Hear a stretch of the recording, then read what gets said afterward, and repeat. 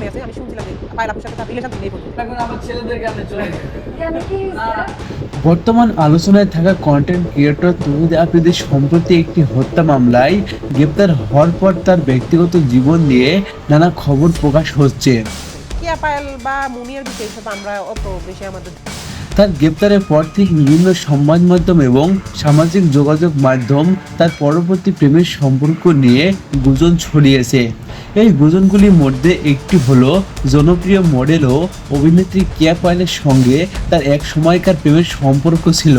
তৌহিদ আফ্রিদির ঘনিষ্ঠ বন্ধু ও আরেক কন্টেন্ট ক্রিয়েটর তানভীর রায় সম্প্রতি একটি গণমাধ্যমের সঙ্গে আলাপকালে এই সম্পর্কে বিষয়টি তুলে ধরেন। রাহি জানান তিনি অনেক আগেই থেকে শুনছিলেন যে কিয়া পায়েল এবং তৌহিদ আফ্রিদির মধ্যে প্রেমের সম্পর্ক ছিল, তবে এই সম্পর্কের গভীরতা সম্পর্কে তিনি বিস্তারিত কিছু বলতে পারেননি। এর আগে তৌহিদ আফ্রিদির সঙ্গে আরেক অভিনেত্রী প্রার্থনা ফারদিন দিঘির সম্পর্ক নিয়ে গুজব ছড়িয়েছিল, যদিও দিঘি সবসময় এটিকে নিখোঁজ বন্ধুত্ব বলে এড়িয়ে গেছেন। অন্যদিকে তৌহিদ আফ্রিদি গত বছরের নভেম্বরে রামিসা আল রিশা নামের এক তরুণীকে বিয়ে করেন। সম্প্রতি গ্রেপ্তার হওয়ার পর একটি ভিডিওতে তিনি জানিয়েছেন যে তার স্ত্রী বর্তমান অন্তঃসত্ত্বা।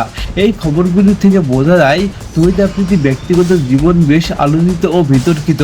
হত্যা মামলায় তার গ্রেপ্তারের পর থেকে এই আলোচনা আরও গতি পেয়েছে। বর্তমান তিনি রিমান্ডে রয়েছেন এবং তার বিরুদ্ধে আনীত অভিযোগে তদন্ত চলছে।